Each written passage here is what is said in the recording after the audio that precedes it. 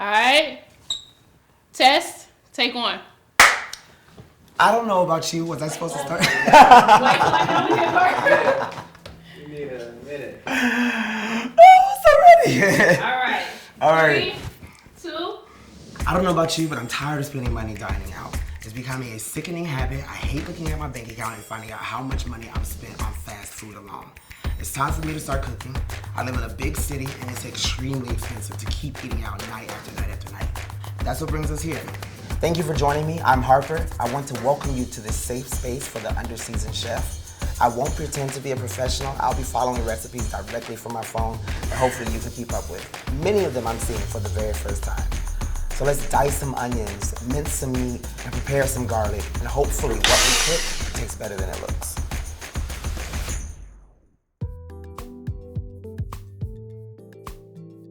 So to start, I was looking up recipes on Google for something simple to make. And I know one thing that I like to order when I go out to eat is pesto pasta. It's like this little pasta with this green kind of sauce. I don't really care for Alfredo, and I don't really like the red sauce. It's simple. It only requires one pot, so I figured, why not? The ingredients, honestly, were a little complicated for me because I don't really know what most of these things were. But I understood the first ingredient, which was chicken. And if it has chicken, you can't go wrong. I have all of the ingredients here today and I'm ready to prepare it. So go ahead and grab your things, get whatever you need. Again, I'll be following off my phone, so it should be easy to keep up with. Let's get started. It's gonna taste better than it looks, I promise. So the steps for this ingredients are we're going to marinate our chicken, we're going to make the pesto, and then we're going to actually combine them all after we make the pasta. So the first thing that you wanna do is prepare and marinate your chicken. So we've got our 1 pound chicken breast here. Right here. We're gonna season that. I asked my friend how he would prepare and marinate the chicken. He said all we need are some olive oil, garlic, I've got some parsley, salt, and pepper. So that's where we're gonna get started. The first thing that you want to do is, I've already cleaned or rinsed off the chicken. Apparently there's whole debates about whether or not you're supposed to clean your chicken. I don't know.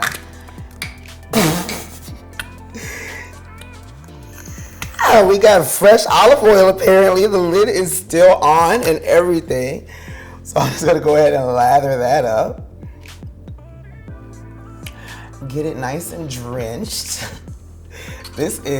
People actually do this like for fun and for a living. Is this how it's supposed to be done on the cutting board? I don't like it. I don't like the way it feels. I don't like it one bit. So I actually had to Google how to prepare garlic. You can't just start peeling the cloves apparently. So what you do is you take it with the flat side up, face down, and then with a knife, you're just going to crush it. And like that, the cloves, they come right on out. So you don't even have to buy this is actually pretty easy. You don't have to buy separated garlic cloves already or even garlic powder. So I'm gonna take this, mince it up. Not so bad, right? It's not so hard. Watch your fingers, because I definitely almost nipped myself. Oh, I'm cooking. I'm really excited about this part, y'all. Take that, and you're going to want to throw it into a bowl because we're going to be mixing all these things together. I think 1 or 2 cloves should be fine. I don't know. I didn't really have any measurements for this part, but definitely make sure you get all of this fleshy. Circumcise your garlic, please make sure. Not that I support circumcision, but in this case, you definitely want to take the skin off because I'm pretty sure it tastes nasty. You want to throw that in there like this. And you know, since I have an array of seasonings, I think I'm going to toss in some of this blackened seasoning. I've got the proper name for it. We'll add that in there. Throw some of that in there to get that nice and going. Add a little bit more olive oil. I promise you, I'm just winging this as I go. Some black pepper. Just a little dab of that. And some of the parsley. And some salt. So once you've done that, now I assume you just throw in the chicken and mix it. Okay. Sounds like nasty time. It's not that bad, I guess. I don't like this one bit. It's so much easier to go out and buy your own food. Ooh, I don't like this. I don't like this. I don't like this. I don't like this. I don't like this feeling. Remind me to wear gloves next time, please, because I don't like this. But it looks good. It's starting to actually look good. I promise you, it probably is going to taste better than it looks. I'm pretty sure it's going to taste better than it looks. So you want to pour all the garlic in there. Really make sure that it's nice and covered. You know what, low-key? I kind of want to add one. No, I'm not. I'm going to slow down because the pasta's going to have garlic. So we're going to cover that and set it aside while we prepare our pesto. After you've washed off your chopping board and decontaminated your area, we're going to start making the pesto next. So for the pesto, I chose a nut-free recipe because I didn't really care for the pine nuts or the walnuts that were in the other recipes. So let's get started. So the first thing that we're going to do is place our garlic and our basil in our food processor. This step is pretty easy. I think I can handle this. Let's ask for 1 clove of garlic. So we've already got our garlic diced or at least spread apart from our marinade. So we're just gonna roughly chop that.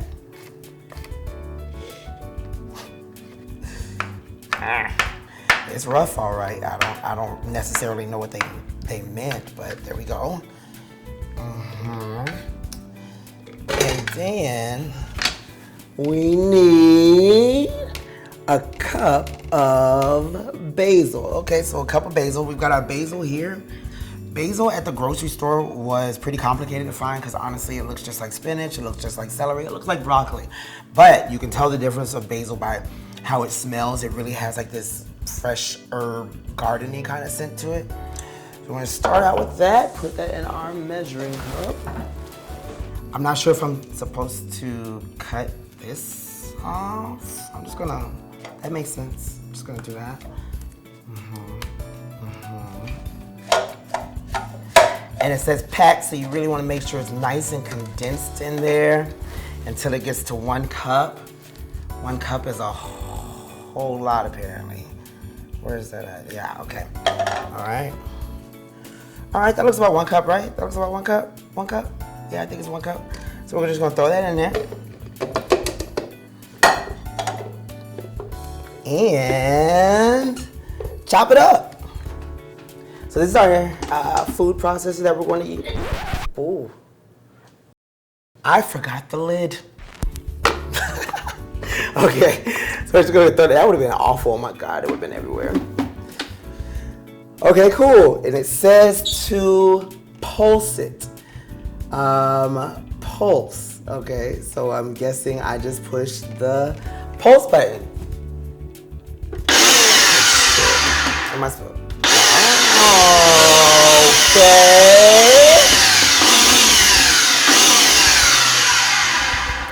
I gotta be missing something. Place the garlic and basil in a food processor or blender and pulse until everything is roughly chopped.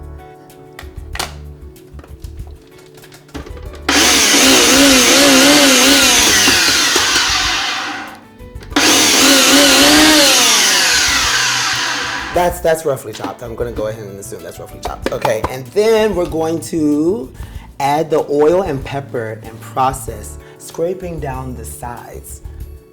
Okay, let's do that. It smells way less appetizing than it did before. Oil and pepper.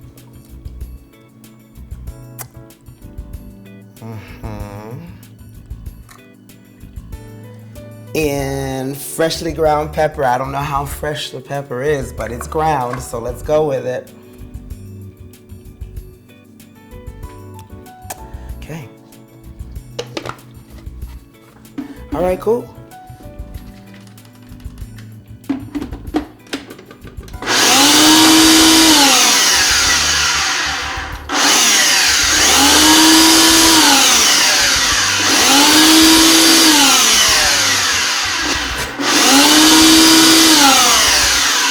I think that might do the trick because I have no idea.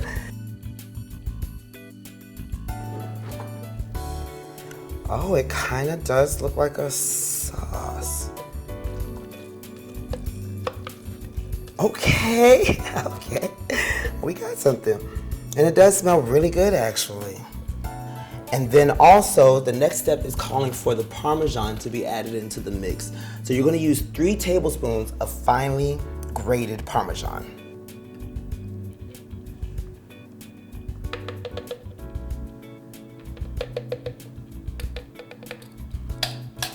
All right, so the last step it says is going to be to pulse it. So we're not gonna use that blend. I really hated that blend function and it's starting to smell a little bit. So I think I might be using it incorrectly.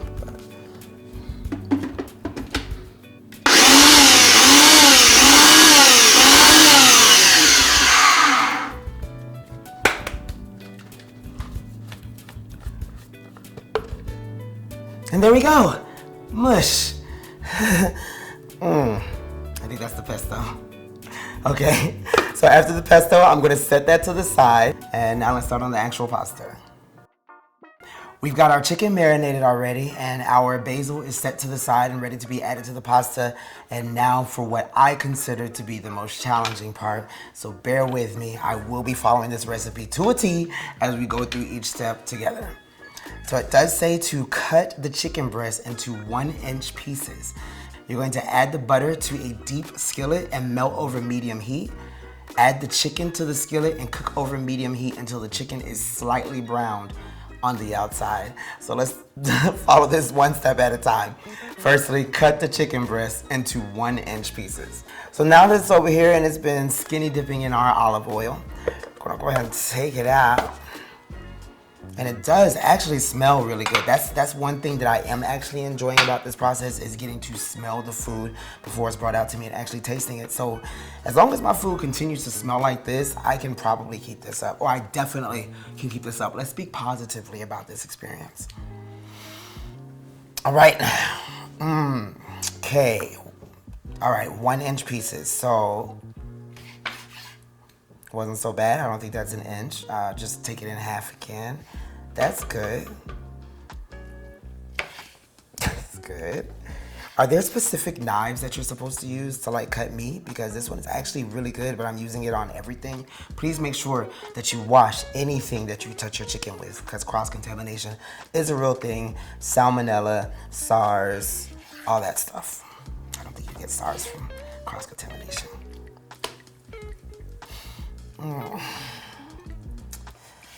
Okay. And boom. So then we are going to add the butter to the deep skillet and melt over medium heat. All right, cool. So I just like mush it in there like that. That's 1 tablespoon. And this is going to be 2 tablespoons.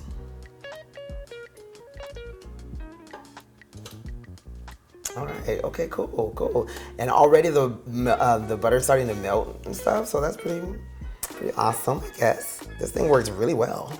So we're gonna wait for this butter to melt, which is actually happening much faster than I assumed. No, like literally, y'all, I don't cook. So all of this is a culture shock to me. Like I can't believe that when I go out to eat, they're actually doing this in the back. Like, what?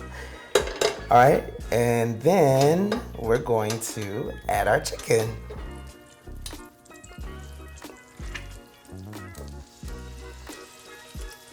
You hear that? I'm cooking. Okay, so we've got some tongs. These are going to be very essential when it comes to flipping your chicken around. Before, when I was an inexperienced novice, I would use a spatula to flip my chicken. But a friend of mine, Jasmine, told me that it's much easier to do it like this. And honestly, now that I just did it, good job. It is way easier. While the chicken is cooking, mince garlic. See, that's exactly why you want to look for it. Okay, while the chicken is cooking, mince the garlic, add the garlic to the skillet with the chicken, and continue to saute for 1 minute more. I'm not really sure what they mean by mince, but I'm just going to assume that means chop into really, really small pieces. So that's exactly what we're gonna do here. I'm pretty sure using garlic powder might be easier, but I did want to be like as authentic as I possibly could to the recipe. And I felt like this was the best way to do it. Oh, shoot. Oh, it's good. It's good. Okay.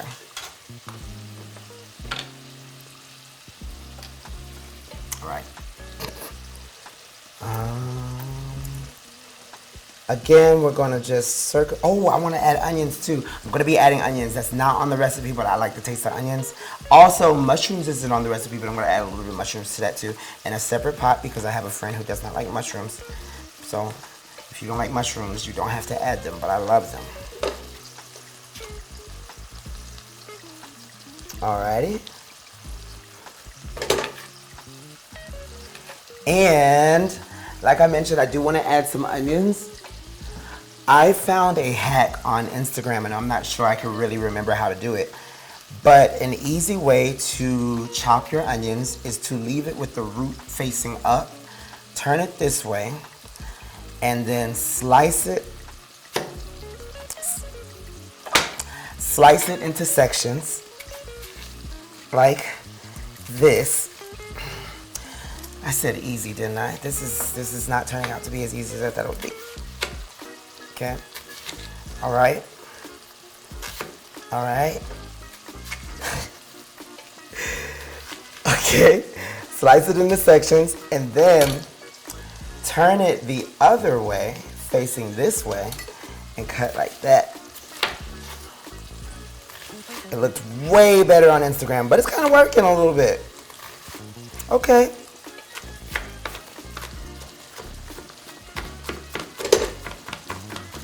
I am not going to add all of these onions because I can already tell by the smell that it's going to overpower the rest of the food. So that may have turned out to be a waste, but that's why we have sandwich bags. And that's all that I'm going to add. So we've added our onions, we've added the garlic.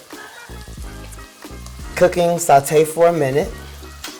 I don't see any browning going on. It's a real light tan. So I'm just gonna let it stay on that side and read along. Set a timer for 1 minute. It's brown. It's brown. Y'all not gonna be able to tell me nothing when this is done, because it does actually look really good. And I'm pretty sure it's gonna taste good too. It's brown. I'm really proud of myself right now. Like, for real. Okay.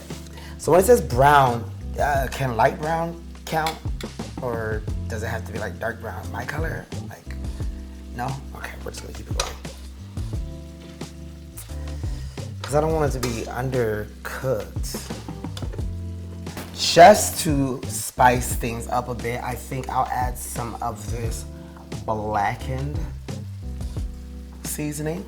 Sprinkle a little bit of that over there, like this. Oh, wow, that made such a difference. Wow, that made such a difference. Well, let's get into this. I'm about to add some of this stuff, like that. Yeah, give a little something.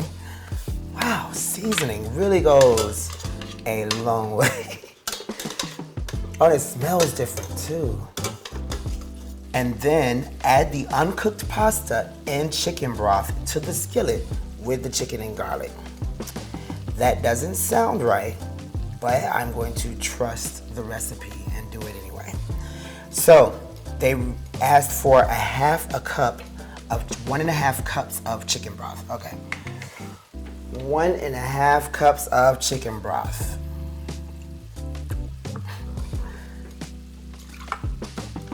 All right, okay. That's one. Apparently, it was measured before the show started, so that was a waste of time. Okay, but we got the chicken broth in there, ready to go. And you can hear the silence and the simmering. Like, it's like the chicken said, thank you for cooling us down. That was such a blessing. Too bad I'm going to eat you. I've added the chicken broth to the chicken, and now we're just gonna throw in the pasta. It did call for 1/2 pound of pasta, so obviously I had to Google the conversion. 1/2 pound of pasta is 1 cup of pasta, so just use a cup. I threw in an extra like smidgen of noodles because it didn't seem like a lot. So what we're gonna do is mix that in there, and the instructions say to bring it to a boil. So I'm just gonna follow that. It specifically says to cover, add uncooked pasta and chicken broth to the skillet with the chicken and garlic. Stir to dissolve, place a lid on it and turn up the heat to medium-high. Bring the broth to a boil. So we're gonna do that.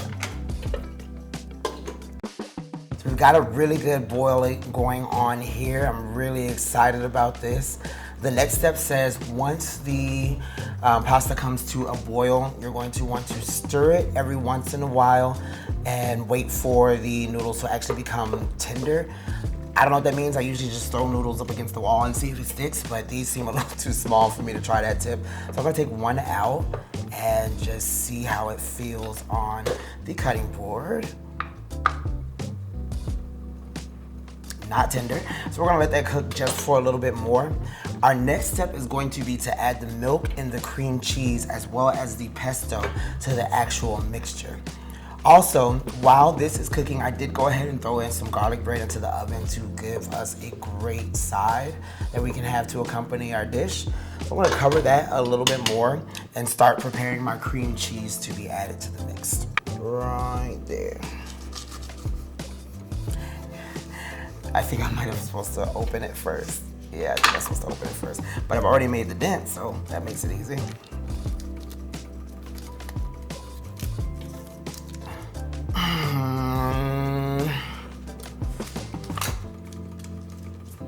Well, there's a will, there's a way. Okay, 3 ounces of cream cheese. So we're gonna pour that in there once the pesto or the pasta is ready for it.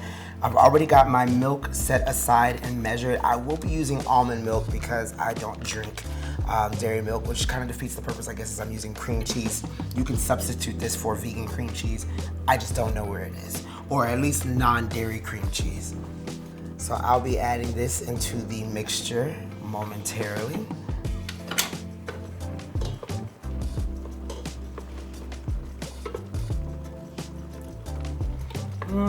That smells good at least. And for a test the noodle.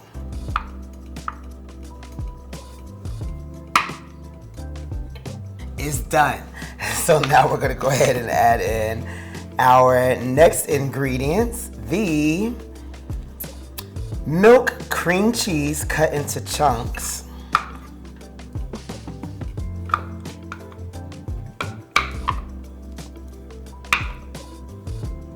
Cut into chunks, and pesto. Stir, cook over medium heat until the cream cheese is fully melted into the sauce. Finally, add the grated Parmesan and stir until combined.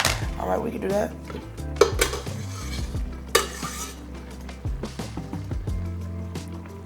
As a reminder, we're going to be adding in 1 cup of milk, which I assume that is 1 cup of milk already. All right.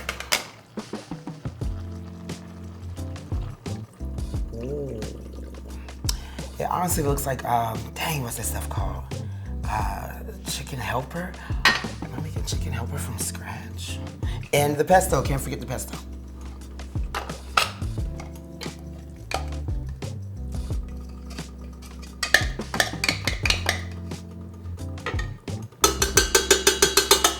Honestly, it looks a little creamier than I expected, but I guess this don't look right. Once it starts to solidify, oh, actually, look at the color getting there, okay. All right, this is actually starting to look okay once you stir it. This is kind of how it's supposed to look. Cover that back up. Fully melted into the sauce. So once it's fully melted into the sauce, then I guess we have a creamy, soupy dish here. And it'll be ready for us to eat. If using, add the fresh spinach and sliced sun-dried tomatoes. Stir until the spinach has wilted.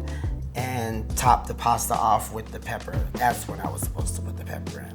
Alrighty. So we're just gonna let this cook for a bit until it gets solid. Okay.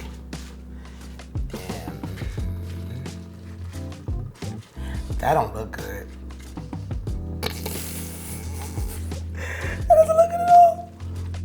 And some roasted red peppers.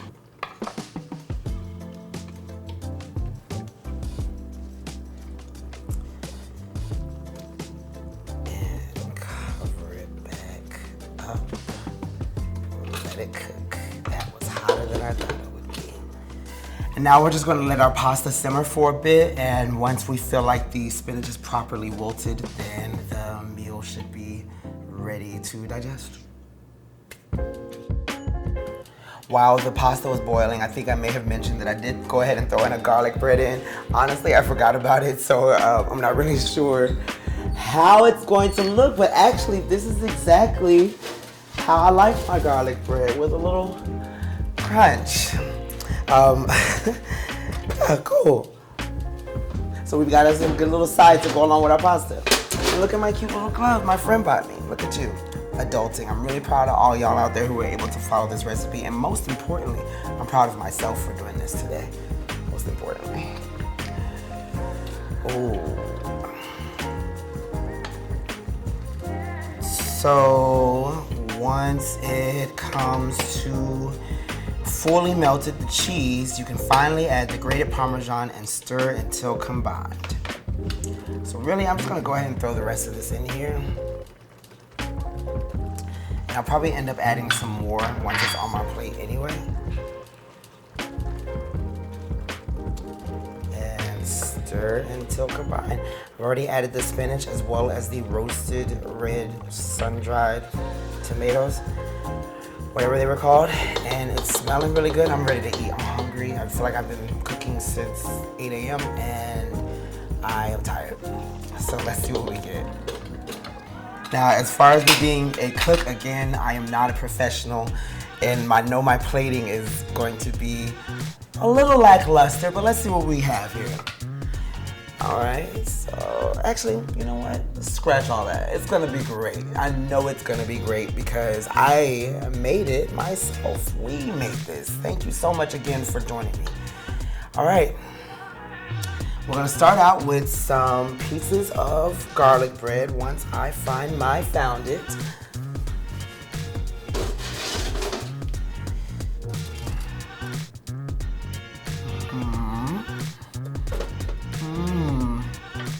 Like that, okay.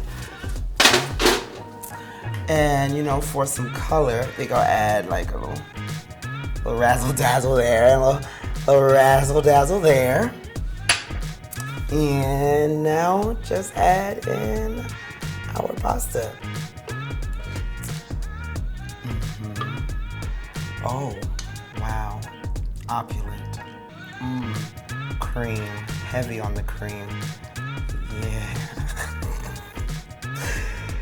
And throw in some more roasted red peppers for some color there. And Parmesan as well. That should be good. I used all of the Parmesan when I added it in there. So we're just gonna right on top.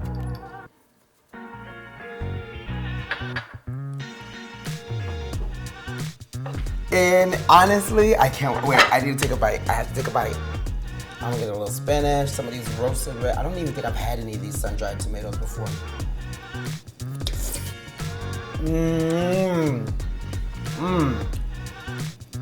It definitely tastes better than it looks, but it also tastes better when you make it yourself. Thank you guys for joining me and cooking with me. We'll see you next time for our next meal. And I guarantee, based on this, it's going to taste better than it looks. No, for real, deadass. Deadass? So shopping for the ingredients honestly was the most complicated part because I don't know my way around a grocery store and I was really frustrated. There were old people everywhere. So get out the way, but anyway, we won't talk about that. Oh. Not the bread. I don't like this one bit. It's so much easier to go out and buy your own food. Ooh, I don't like this. I don't like this. I don't like this. I don't like this. I don't like this feeling. The bread don't look good. Don't taste good either. This is exactly why I go out to eat. I don't really want to know what the food looked like while they were getting it. I don't like this. Don't forget you made bread if you make bread. It definitely tastes better than it looks, but it also tastes better when you make it yourself. I'm really proud of us.